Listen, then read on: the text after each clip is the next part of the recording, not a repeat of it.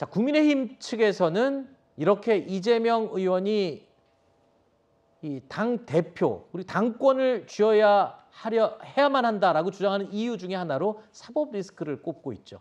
이재명 의원이 앞으로 넘어야 할 또 하나의 산은 사법 리스크입니다. 이 문제 때문에라도 전대 출마는 당연한 수순이다라는 관측이 나오고 있는 겁니다. 바짝 고삐를 죄고 있는 검경 수사가 이재명 의원의 바로 목전까지 와 있는 상황입니다. 동시다발적인 수사가 진행되고 있는데 어제는요, 성남FC 후원금 의혹 관련해서 새로운 보도가 나왔습니다. 성남FC에 후원금을 낸 기업이죠. 두산건설이 성남시에 보낸 공문이 확인이 됐다는 건데, 자, 어떤 내용의 공문이었죠? 네, 그 내용의 핵심은 그 두산건설이 성남에 가지고 있는 땅이 있었는데요. 그게 이제 의료용지로 되어 있어서 네. 거기에 두산건설에서 원하는 형태의 사옥을 지을 수가 없는 상황이었습니다. 아하. 그래서 두산 측에서 이 부분의 토지에 용도 변경을 해줘서 우리가 신사옥을 짓도록 해주면은 우리가 성남시의 시민구단인 성남FC에다가 광고를 많이 내겠다라고 얘기를 한 것이거든요. 그래서 실제로 그 이후에 종합병원 부지로 되어 있던 것이 사옥을 지을 수 있는 상업부지로 용도가 바뀌었습니다. 게다가 250%에 묶여있던 용적률도 600%가 넘게 상향이 됐거든요. 실제 그래서 두산건설이 거기에 사옥을 지었고요.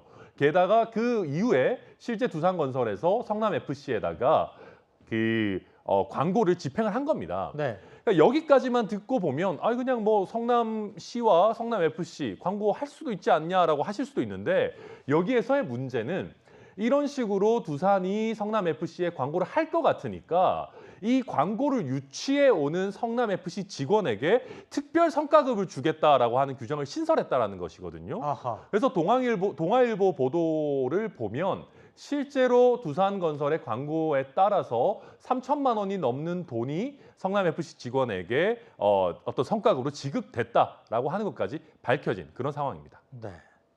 통상적으로 대기업의 광고를 받고 후원을 받을 때 저런 식으로 어떤 이 대가성이라고 하긴 뭐하지만 서로가 도움을 주고 받을 수 있는 경우는, 그런 경우는 문제가 없는 거죠. 그 통상적인 과정에서는. 사실 이게 이런 식으로 공문회까지 대놓고 용도 변경을 해주면 우리가 성남FC에 광고를 집행하겠다라고 하는 경우는 사실은 흔치 않은 일이고요.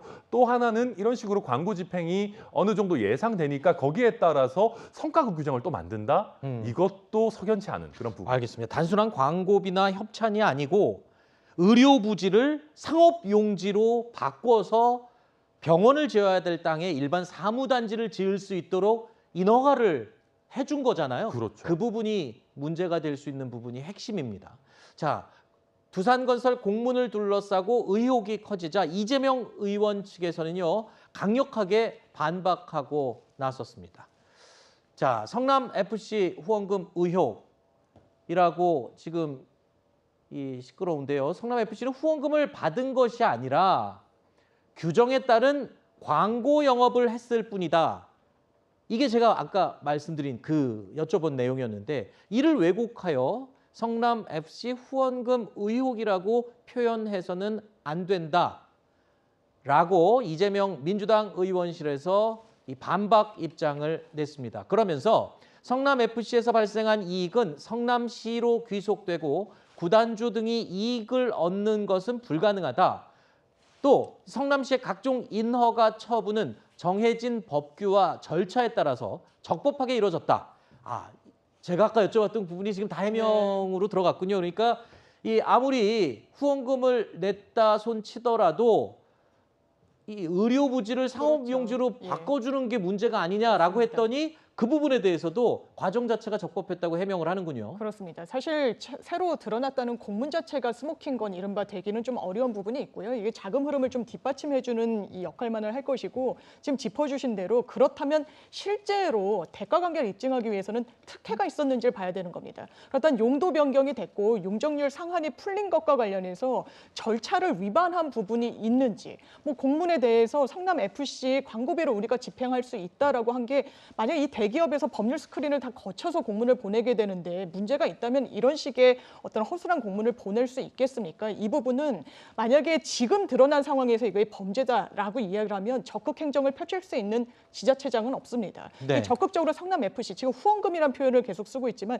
정확하게는 광고비인 겁니다. 두산건설이 본인들의 어떤 기업 이미지를 위해서 성남FC라는 이 구단에 광고를 집행하고 또 사기업도 마찬가지지만 이런 광고를 좀 많이 끌어올 수 있기 위해서 광고를 실제로 가져오는 직원들에게 일정 정도 프로모션을 주는 것도 이 관행으로 자리 잡고 있습니다. 이런 부분을 다 이 부분이 제3자 뇌물이다라고 하면 적극 행정은 요원해집니다. 네. 일단 요 사건도 지금 수사가 진행이 되고 네. 있죠. 그렇습니다. 알겠습니다. 이 저간의 사정들이 수사를 통해서 밝혀지기를 기다려야 되겠군요.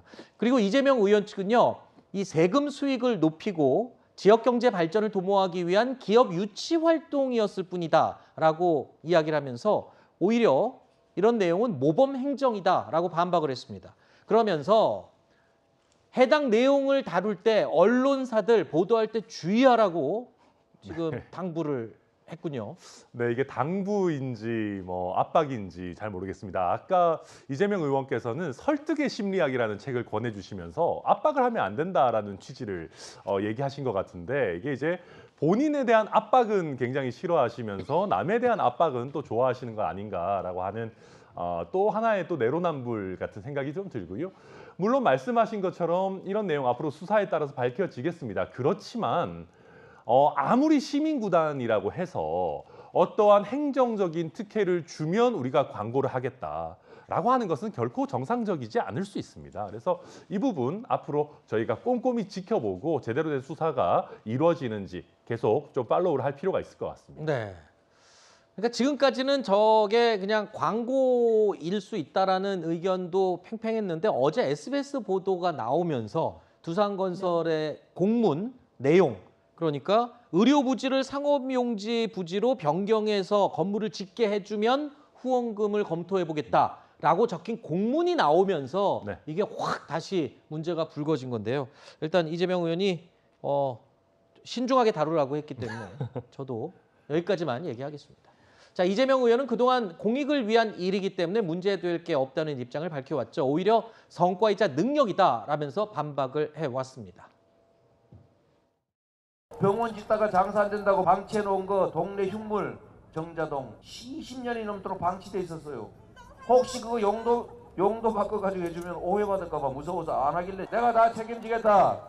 의심받고 비난받는 거 다 책임질 테니까 하라. 그래서 거기에 업무시설 지어가지고 분양 못하게 하고 두산 계열사 다 들어와서 살다 보니까 지방세 세수 늘었지요. 일자리 늘었지요.